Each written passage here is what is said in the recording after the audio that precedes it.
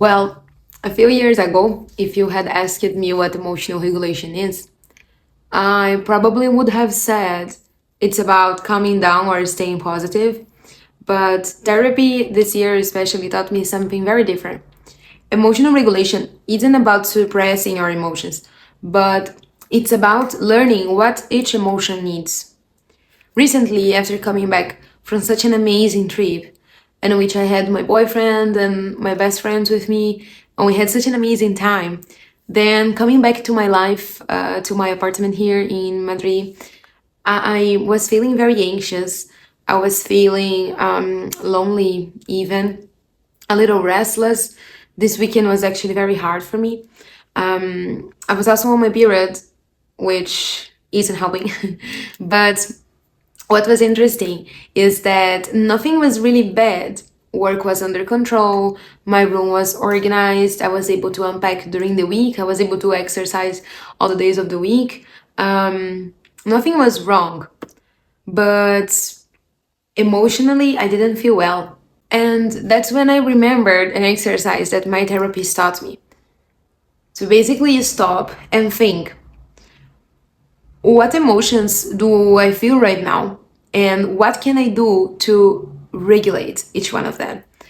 Basically, it helps to first identify what you're feeling, and then it helps you to deal with them. Not all emotions need the same thing, the same treatment. But one thing that I learned through neuroscience or even through Stoicism is that emotions are information, but they are not instructions. It's not because you're feeling anxious and you want to eat a lot of sweets that you have to do that. And I do need to understand the emotions I'm feeling. That's like the first step in order to regulate our emotions. For example, in my case, when I am bored, I'm usually craving not entertainment, but rather engagement. Sometimes I tend to scroll for so long on my phone, and that actually makes me feel bad. It makes me feel more anxious. So it really doesn't help. What actually helps us to create is to paint, for example, do some arts and craft, in general, exercise my creativity. Sometimes even going for a walk can regulate this emotion I have. My brain needs novelty and stimulation, and not necessarily entertainment. What I notice is that boredom is not always the absence of things to do. Sometimes it's the absence of meaningful engagement, which for me is something very important.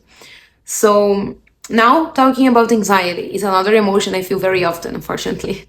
But when I'm anxious, the solution is completely different.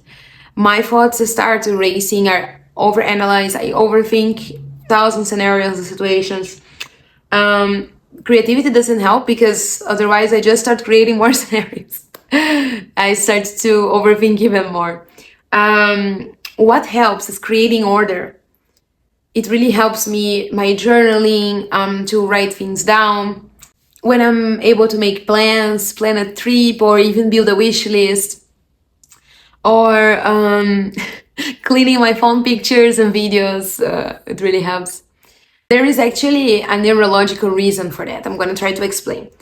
When we put thoughts into words, we move activity away from emotional processing areas and we engage more of the prefrontal cortex, so the part of the brain involved in reasoning and decision making. So, in simple terms, writing helps transform a vague emotional experience into something concrete. The emotion doesn't disappear, but it becomes easier to manage. Another emotion that I feel a lot is I'm missing my family. And this one for me taught me something different. Because with the other emotions, what helped me is most of the time distraction, right? I distract myself by painting, I distract myself by journaling. But this one, when I miss my family, I need connection. So what helps me is calling them, talking to them intentionally, looking at photos, watching videos, not avoiding the feeling, but responding to the need underneath it. Because underneath homesickness is usually love. Another thing I want to share, I learned it from therapy, but I mostly learned that from my boyfriend when he was telling me about Stoicism. And he gave me this book. I'm actually now reading it. It's from Marco Aurelio, who was the father of Stoicism, let's say.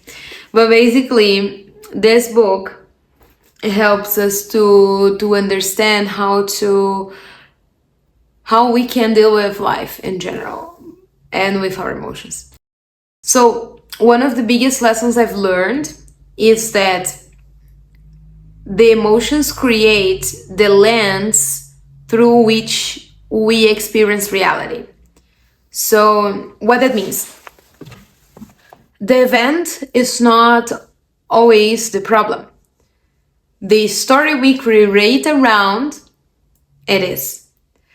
So, for example, being alone on a Saturday can mean I'm lonely, I don't have many friends, I am pathetic, my life is boring. But it can also mean I finally have time to reconnect with myself. I prioritize my well-being by spending this day alone and focus on regulating my emotions. So the circumstances are identical.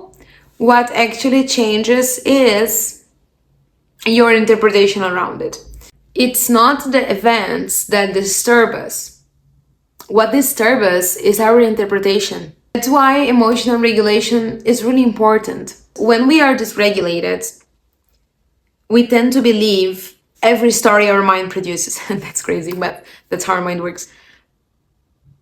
And when we are regulated, we can observe those stories with immediately accepting them as truth without immediately accepting. This weekend I did not regulate my emotions perfectly, I'm not gonna lie. I still don't feel well, but instead of trying to get rid of those emotions, I tried to listen to them. I painted, I journaled, I called my family. I know I at least tried. And even though I'm not 100%, because I'm also on my period and I know this is like not many things I can do about that. I try to spend time intentionally by regulating my emotions. But obviously, I feel a bit better, not because the emotions disappeared, that's really not the case, but because I responded to them with care and not with resistance. And I think that's a big difference. And maybe that's what emotional regulation really is.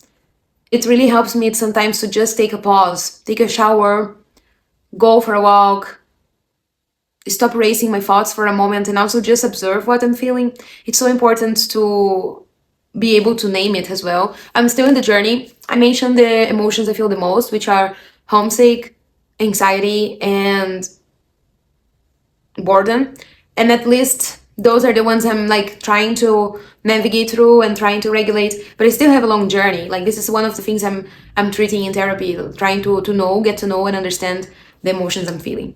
So the goal is not to control, the goal is not to eliminate for sure, just learning the language. And I hope that I've helped you to at least ignite this thought in your head and try to answer this question. What emotions do you feel the most? And what can you do to regulate them?